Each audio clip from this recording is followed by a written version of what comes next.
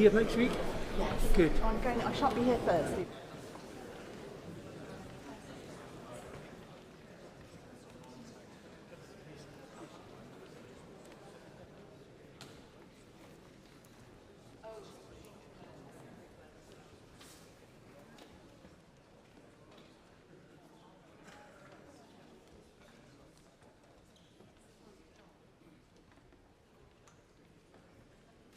My Lords, perhaps I was a bit too eager to get on my feet, but I beg leave to ask a question which I've given prior notice of, and the question is as follows. To ask His Majesty's Government what assessment they have made of the situation in Syria, and in particular the impact of recent events upon the Druze community and the wider Middle East. And in doing so, I draw attention to my entry on the Lord's Register as the chair of the International Communities Organisation Advisory Board and also advisor to the Arab Ambassadors Council. My Lords, the Government is deeply concerned by the recent violence in southern Syria and welcomes the announcement yesterday of a ceasefire. We want to see civilians protected and the ceasefire upheld, with those responsible for violence held to account. These events risk destabilising Syria and its fragile political transition. We've been clear that Syria's sovereignty must be respected and that Syrian government must protect the rights of all civilians.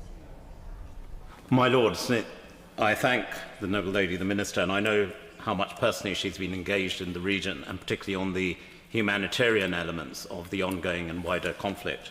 And that's where I wish to focus my supplementary. What assessment has she made specifically in the areas I know that she is looking at very closely? On the impact on the minority communities, not just in Syria, but across the region. This morning we've heard of further escalations in southern Syria from Israel. This, of course, impacts those who are most vulnerable, women, children and minorities. And I'd seek the Minister's reassurance that that is a specific focus and a priority focus for His Majesty's Government. I can confirm that. I'm very happy to confirm that. These actions are destabilising and they provide great risk to the sort of fragile emerging peace that we hope can hold. There's a ceasefire from 3 a.m. this morning. We are working closely with, we welcome this and we commend all of those who were involved in bringing that about. But this is a very precarious situation that we now find ourselves in. We are involved with provision of humanitarian support. I've met many Syrians myself who are refugees in the region, and I understand their concerns about their wish to return, but their concerns about doing so, and we're working to support them directly, but also governments in the region who have a role to play in supporting Syria as it goes through this very difficult period. My Lords, Commend the Arab and Turkish efforts for the most immediate ceasefire, and indeed I agree with the most recent comments of Secretary of State Rubio from the United States and the work. Are we coordinating with all of those three with regards to this?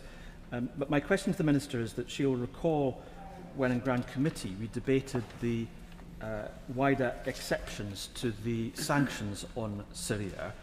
I voiced a degree of caution with regards to the UK lifting our sanctions in a very broad way, primarily because of the continuing sectarian violence and indeed some of the conflict and the lack of territorial integrity that the Minister referred to. Can the Minister reassure the House that the UK is not providing funds or capability to any of the parts of the military of the Syrian government who are currently, in effect, part of a belligerent force? Now, I welcome the Noble Lord's concerns at the time. He was right to raise them. We were at the forefront of lifting sanctions at that point. I still think that that was the right decision because it's important that in order to get the stability and security that Syria needs and that we all want to see, that the government of Syria is able to do what is necessary to rebuild the economy there and to support the strengthening of the state. I still think that was the right decision at that point, but clearly we keep all of these issues under very, very close review. But I can also confirm to him that we work as closely as possible with our international partners, because the stability of Syria is so important to the entire region, as he suggests. My Lords.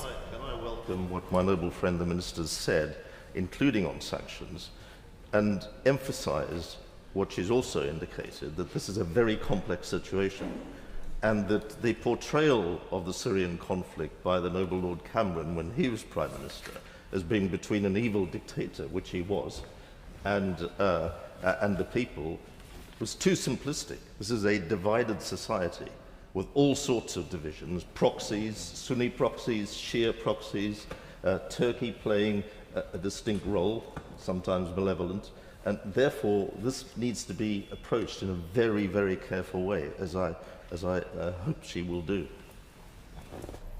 Well, I completely agree with my noble friend, and he's been following these events and has been involved himself at various points over the years. I mean, what he says about Assad, we were all glad to see him go, but we now face a situation where a nascent government is trying to it's formed a cabinet which is pluralistic, and we welcome that, but we need a government that is properly representative of Syria. It needs to be able to strengthen its provision of public services, to achieve security for its population. It needs its population to return in order to do this, and we're helping with that as well. So there is a great deal to do, but his point about complexity and the long-term commitments that are going to be required to ensure what the future for Syria that we all want is a point very well made. My Lord, the noble Baroness will have seen the recent reports of the murder of 25 believers who were assembled in a church in Damascus, a Greek Orthodox church, and she'll know also about the shocking reports of the rape and violence against Alawite women. I wonder what the noble Baroness can tell us further about her reference to holding those to account responsible for these depredations. How is that going to be done? And doesn't she agree that the treatment of minorities and vulnerable people is the real test of whether a country can call itself both civilised and one which the rest of the world can do business with? Well, it is completely wrong in any context for somebody to be harmed or persecuted purely on the basis of what they happen to believe. The Foreign Secretary was in Damascus recently speaking to the government of Syria and with the President, and expressed our concern about the persecution of religious minorities and offered our support in any way that can be helpful in making sure that whatever religion or background you have in Syria, that you're able to be part of society and part of the leadership of the country as it goes forward. My Lords, as the noble Baroness and Minister said, we're clear that de-escalation and stability has to be an urgent and immediate priority for all those involved. The Syrian government is in the early stages of establishing itself following the collapse of the Assad regime. It's vital that we facilitate the development of a stable, democratic and peaceful regime in Syria. Following on from what the noble Lord Alton was saying about holding those to account, can the noble Baroness the Minister tell the House what steps His Majesty's government is taking to ensure accountability for crimes committed under the Assad regime? We're working very closely with actors on the ground, not least civil society organisations, and support for all the necessary things that need to be done in order to achieve accountability. That does matter. But could I just also thank the noble Lord opposite for the cross-party nature of our positions on this. I think that's incredibly helpful and something that I hope can continue. My Lords, watching the scenes as they unfold in Syria, it is important that we provide support and solidarity to underpinning the very fragile democracy that is now in place in Syria.